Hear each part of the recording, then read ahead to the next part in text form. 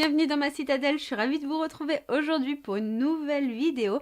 Aujourd'hui, ce sera les sorties littéraires du mois de mars 2022, j'en ai repéré plusieurs et j'ai hâte de vous les présenter. Petit aparté, si je suis habillée de la même façon que sur la vidéo précédente, c'est normal, elles ont été tournées le même jour, généralement j'aime bien regrouper les jours de tournage.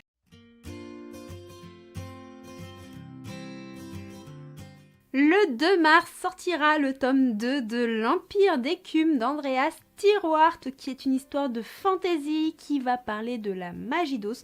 Personnellement, pour moi, le tome 1 avait été une grande déception, mais je tenais quand même à mentionner cette sortie dans cette vidéo parce que je sais que c'est une histoire qui a plu quand même à beaucoup de monde, et donc le tome 2 arrive bientôt. Le 2 mars sortira The Corpse Queen de Heather M. Herman, où nous serons dans un thriller psychologique historique. Ça a l'air assez sombre, assez glauque parce que nous sommes dans une ville où il y a eu une jeune femme qui est morte de façon assez mystérieuse et nous allons suivre Molly qui est orpheline et qui va devoir aller vivre chez sa tante qu'elle ne connaissait que de nom. Sa tante a tendance à piller des tombes, à faire des choses assez glauques et elle va attendre de sa nièce qu'elle l'aide, mais le problème c'est que Molly elle n'est pas tout à fait de cet avis et elle veut partir à la recherche de l'assassin de sa meilleure amie Kitty. Ça a l'air vraiment très glauque comme histoire, très sombre, mais je vous avoue que moi ça me tente bien. Le 2 mars sort une sortie qui me tente vraiment beaucoup trop. J'ai vu que certaines personnes l'avaient reçu en service presse et je vous avoue que dès que j'ai vu ce livre arriver chez les personnes, j'avais les yeux qui sortaient de mes orbites comme ceci parce que je pense que le craquage sera certain sur cette sortie-là. Il s'agit du tome 1 de Souveraine de Laura Sébastien, l'autrice de H-Princesse. Et ici, nous allons suivre une jeune reine qui a 3 filles. Ces 3 filles, elle leur apprend l'art de la manipulation, l'art de la drague et tout ce qui s'ensuit pour qu'elles aillent séduire les personnes qui ont d'autres royaumes afin que la guerre soit déclarée et que leur mère puisse devenir la souveraine de tous ces territoires. Le 2 mars sortira le premier tome d'une duologie, il s'agit des Enfants de la Lune, le tome 1. Tache de lune de Mary M. Keller, où nous allons suivre 3 sœurs. Il me semble qu'elles sont sœurs, mais je suis pas certaine. Et du jour au lendemain, elles vont se retrouver criminelles dans leur royaume. Elles vont devoir fuir. Mais leur fuite va pas être de tout repos parce qu'elles vont tout faire pour essayer de prouver leur innocence. Et en prouvant leur innocence, elles pourraient bien faire une rencontre qui pourrait bien tout changer et leur apprendre un lot de problèmes supplémentaires. Le 2 mars sortira Ash of Love de Nelsa Piras. C'est une histoire qui va être bercée dans le groupe du rock. Nous allons suivre Ashley. Ashley est une jeune femme qui n'a pas une vie de rêve. Elle a un petit copain avec qui ça se passe pas forcément bien et pour gagner sa vie, elle danse dans des soirées privées. Mais malencontreusement, suite à un incident, elle va perdre son travail. Elle va être victime d'une agression et il y a John, ce mystérieux homme qu'elle ne connaît pas, qu'elle a croisé malencontreusement, qui va la venger de son agresseur et qui va faire perdre le gagne-pain de la jeune femme. Alors, pour se rattraper, il va lui proposer une mission, c'est de gérer les réseaux sociaux de lui, une star de rock qui a l'air quand même assez connue. Je vous avoue que c'est une histoire qui est intéressante dans le sens où c'est un schéma que l'on connaît déjà en romance, mais qui pour moi marche souvent parce que j'adore les romances tout simplement qui viennent du milieu musical. La prochaine sortie est une sortie qui, je pense, on est nombreux à attendre. Il s'agit de la première sortie de la nouvelle collection de chez Hugo, Stardust. Et celui-ci sortira le 3 mars, La Reine des Ombres de Tricia Levenseller. Ici, nous allons suivre une jeune femme qui va devoir courtiser le roi des ombres, puis l'épouser, afin de le tuer et de récupérer son royaume. La prochaine sortie du 3 mars, c'est le nouveau roman de Brittany Setcheri, Compass, le premier tome, Tempête du Sud. Et ici, nous allons suivre une héroïne qui veut recommencer à zéro en s'exilant dans un petit coin paumé, mais elle n'avait pas prévu de craquer sur le mouton noir du village. Le 3 mars sort la suite d'un manga que j'attends avec beaucoup d'impatience. D'ailleurs, il faut que je me bouge le popotin pour lire le tome 2 parce que le tome 1 avait été incroyable. Il s'agit de l'Éden des sorcières de Yumeji, où nous suivons une jeune sorcière qui est toute seule, qui doit tout faire pour retrouver l'Éden pour sa survie, parce que les gens qui ne sont pas dans le milieu de la sorcellerie traquent les sorcières, les tuent, alors que les sorcières sont l'harmonie même avec la nature. La prochaine sortie est une romance MM, elle sort le 3 mars, il s'agit de Pas fait pour moi de Mayday MC, et donc ici nous allons suivre un jeune homme qui vit en colocation, mais ce jeune homme est homosexuel. Le problème, c'est qu'il n'arrive tout simplement pas à trouver la perle rare. Pourquoi? Parce qu'il passe son temps chez le médecin, il a des gros soucis de santé, et ce qu'il lui faut, c'est quelqu'un qui a l'écoute, quelqu'un à même de le comprendre, et ce mec-là, c'est Gianni, son colocataire. Mais son colocataire Gianni, lui, est hétéro et cela pose un problème de taille. Le 9 mars sort une sortie qui a l'air vraiment très sympathique de chez Bookmark. Il s'agit du premier tome de la saga Piper Fallon, chasseuse de primes, de Kelka Panther. Et là, nous allons suivre une héroïne qui a un passé lourd, une héroïne qui a pris l'habitude, suite à son travail, suite à ce qu'elle est, de traquer les créatures surnaturelles. Mais un jour, malencontreusement, un sort a mal tourné et elle va être liée à une des créatures surnaturelles qu'elle traque.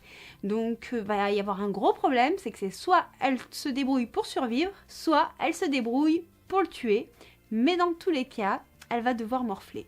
Le 9 mars, toujours une sortie de chez Bookmark, mais celle-ci me tente vraiment beaucoup. Il s'agit du premier tome de la saga Aurore Callahan, recherche âme désespérément, et là nous serons dans de la sorcellerie. D'ailleurs, je vous ai pas dit le nom de l'auteur en tant que super douée comme je suis. L'auteur, c'est Nyx Ambroise.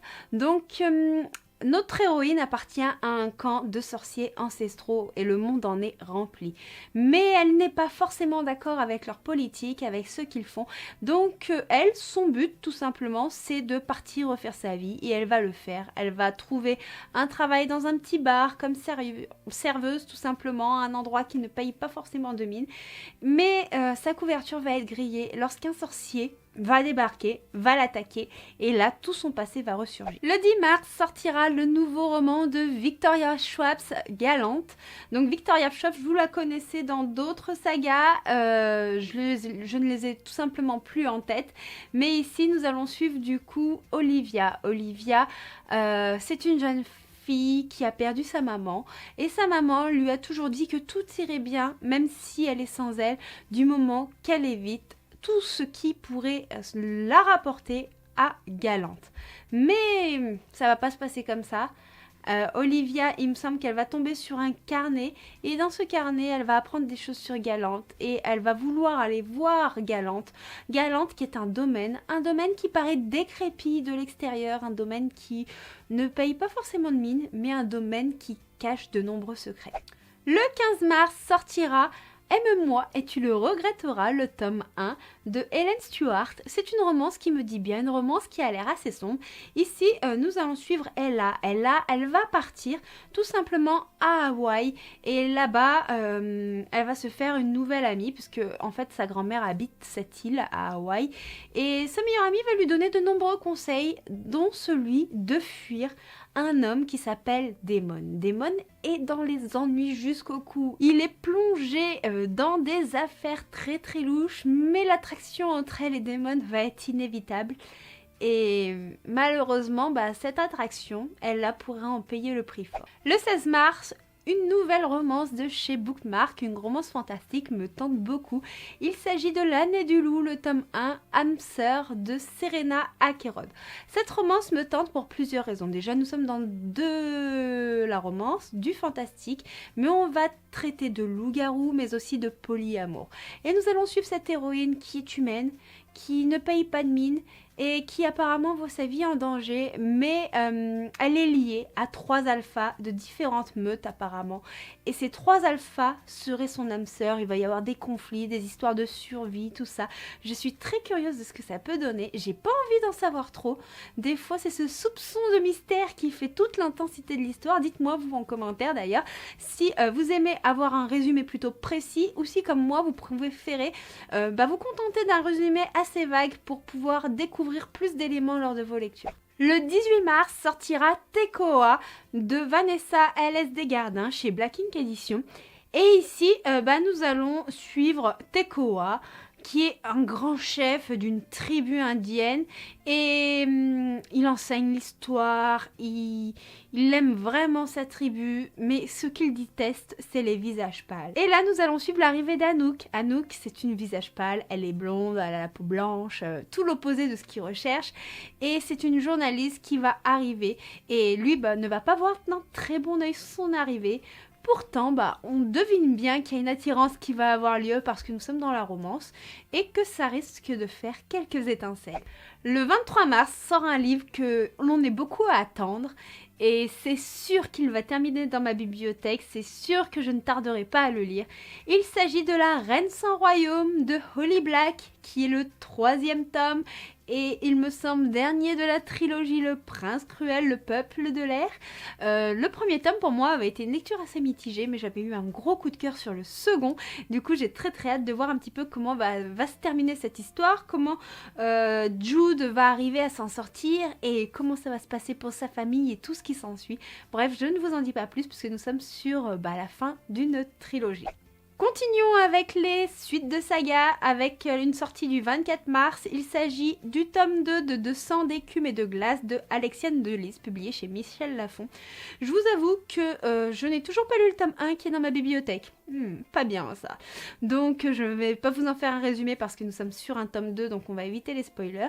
Mais tout ce que je peux vous dire, c'est que nous serons plongés dans le monde sous-marin. Pour terminer cette vidéo, je vais vous parler d'une dernière sortie qui est une romance, toujours dans un milieu un peu musical, avec un schéma, je dirais, de retrouvailles. Il s'agit dans toutes mes chansons d'amour de Emma Scott. Emma Scott, c'est une autrice de romance dont j'aimerais lire beaucoup de livres qui sont dans ma wishlist. Et ici, nous allons suivre Miller Stratton, qui est un mec complètement paumé dans son lycée, qui est un mec qui a toujours attiré Violette McNamara, cette jeune femme qui est arrivée en cours des études, qui se sont rencontrées beaucoup plus tard.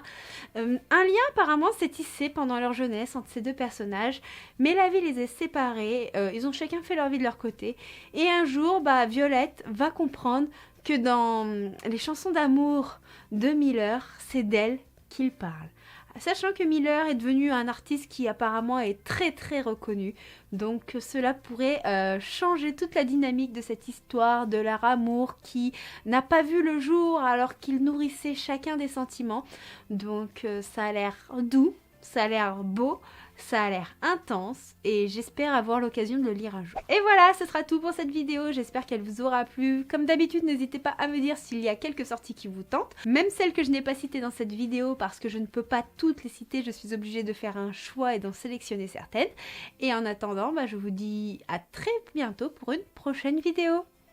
Ciao ciao!